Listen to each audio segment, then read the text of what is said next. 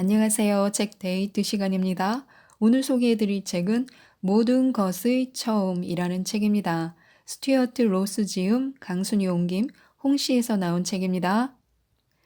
이 책은 도구부터 과학, 예술, 제도까지 갖가지 발명의 첫 순간을 담아낸 책인데요. 재미있는 사례와 함께 읽을 수 있습니다.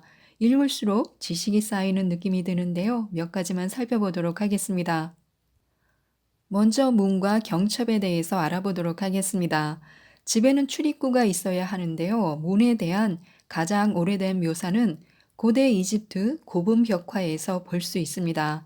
사원이나 고분, 궁전 등에 남아있는 최초의 경첩은 상인방, 즉 입구 위에 수평으로 가로질러 놓인 나무나 돌을 말합니다. 그 문턱에 설치한 간단한 축이었습니다. 기원전 3300년 무렵 청동을 쓰게 되면서 더 튼튼한 경첩을 만들 수 있었고, 로마 시대에는 경첩을 맡고 있는 신이 있을 만큼 경첩을 중요하게 여겼습니다. 카르데아가 바로 경첩의 여신인데요. 문과 문틀에 홈을 파서 평평하게 설치하는 현대의 나비 경첩이 등장한 것은 1850년경이 되어서였습니다. 식품을 저장하는 방법에 냉장이나 냉동만 있는 것은 아닙니다. 농부들은 적어도 1만 4천 년 전부터 햇볕에 농작물을 말리고 있었습니다. 그로부터 얼마 지나지 않아 소금을 첨가하면 보존력이 더 높아진다는 사실이 발견되었습니다. 이와 비슷한 방법이 기원전 5500년 칠레, 또 기원전 3000년 이집트에서 인간의 몸을 미라로 만드는 데도 이용되었습니다. 기원전 7000년경에는 중국과 중동에서 초기 알코올 음료가 만들어지면서 알코올에 방부 효과가 있다는 사실이 알려졌습니다. 티그리스강 유역 이주민들이 만든 오이 피클은 최초의 피클로 기원전 2030년에 등장했다고 전해집니다. 통조림 식품은 적어도 1772년부터 네덜란드 해군이 먹었었고 1810년에 영국에서 특허를 받았습니다. 대량 생산되는 냉동식품은 1930년에 버즈 아이사가 처음 출시했고, 최초의 본격적인 냉동 포장식 TV 디너는 1953년에 미국에서 판매되기 시작했습니다. 차와 커피, 전설을 좋아하는 사람들을 위한 이야기를 하자면 최초의 차는 기원전 2737년에 중국의 황제 신농이 마셨다고 합니다. 그가 마시고 있던 끓인 물 위에 우연히 바람에 날려온 차나무의 잎이 떨어졌다는 이야기입니다. 신화는 제쳐두더라도 차를 개척한 이들이 중국인인 것은 확실합니다. 그 뒤에 차는 800년경에 일본에 전파되었고 1606년에는 유럽에 들어왔습니다. 영국은 1658년에 차에 대한 언급이 처음으로 나옵니다. 커피의 원산지는 에디오피아로 커피는 이슬람교 종교 의식과 관련이 있었습니다. 15세기 예멘의 수도원에 종교 의식을 행하면서 커피를 마셨다는 최초의 기록이 남아 있습니다. 유럽의 커피 하우스는 1645년 베니스에서 처음 문을 열었습니다. 또한 탄산음료가 세상에 나올 수 있었던 것은 영국의 화학자 조지프 프리스틀리가 1767년에 개발한 탄산수 덕분이었습니다. 1770년대에는 영국 맨체스터의 토머스 헨리와 스위스의 요한 야코프 슈베프가 소다수라고 이름 붙인 제품을 대중에게 판매했습니다.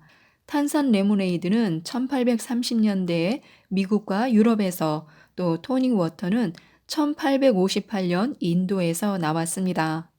가스의 압력을 견디는 최초의 왕관, 병뚜껑과 유리 세공 기계가 제작되면서 탄산 음료 산업은 급속도로 팽창했습니다. 최초의 캔 음료는 1933년 미국 맥주이고, 그 다음 해에는 청량 음료도 캔에 담겨 판매되었습니다. 1959년에는 스틸 캔을 대신해 알루미늄 캔을 쓰기 시작했고, 같은 해에 골이 달린 딱에도 등장했습니다.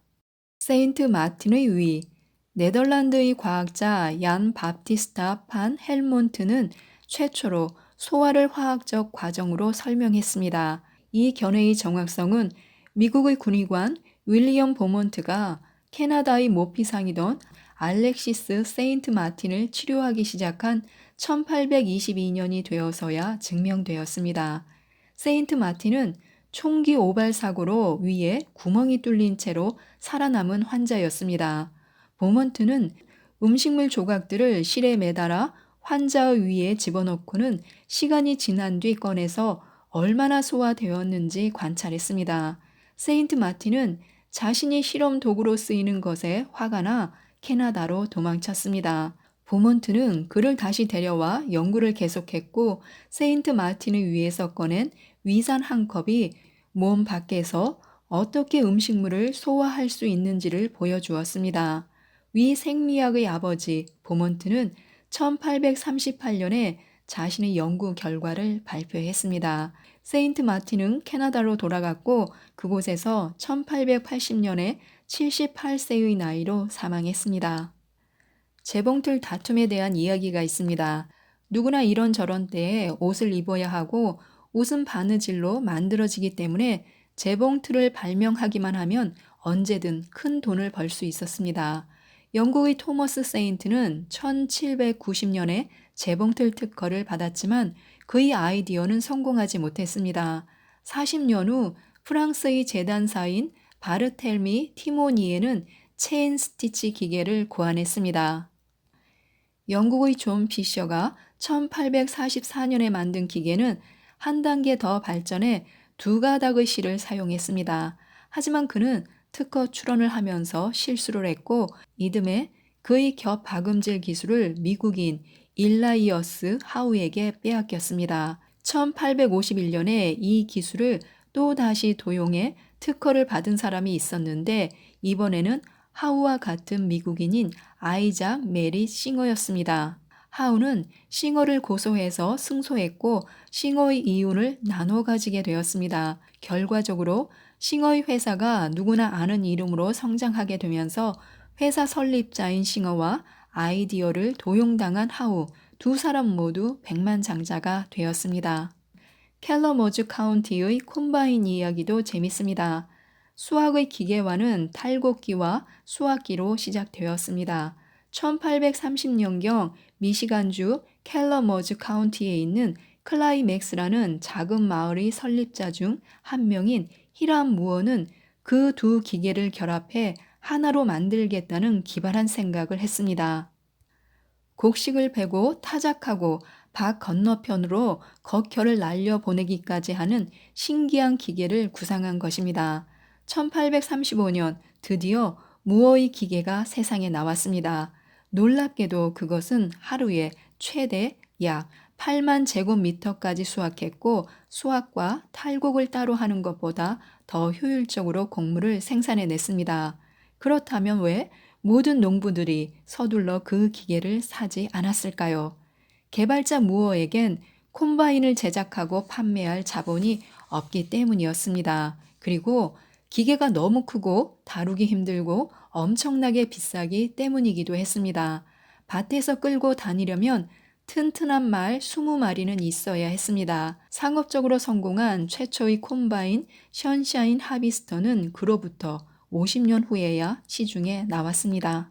고대 이집트인들은 메이크업 부문에서 선두를 달렸고 기원전 4000년경에 립스틱, 볼연지, 얼굴 크림이 등장했습니다. 아이라이너는 기원전 3100년경, 또 머리 염색은 기원전 1574년에 들어서 확실히 사용되었습니다. 중국인들은 기원전 3000년경 초기 형태의 매니큐어를 고안했습니다. 문신은 대단히 오래된 기술로 최초의 예는 기원전 3250년경에 살았던 아이스맨 웨치에게서 찾을 수 있습니다. 지금까지 이 책에 대해서 말씀드렸는데요. 하나하나 읽어가다 보면 지식이 쌓이는 느낌뿐 아니라 흥미와 재미까지 찾을 수 있는 책이기 때문에요. 꼭 한번 읽어보시길 바라면서 이상 책데이트였습니다. 감사합니다.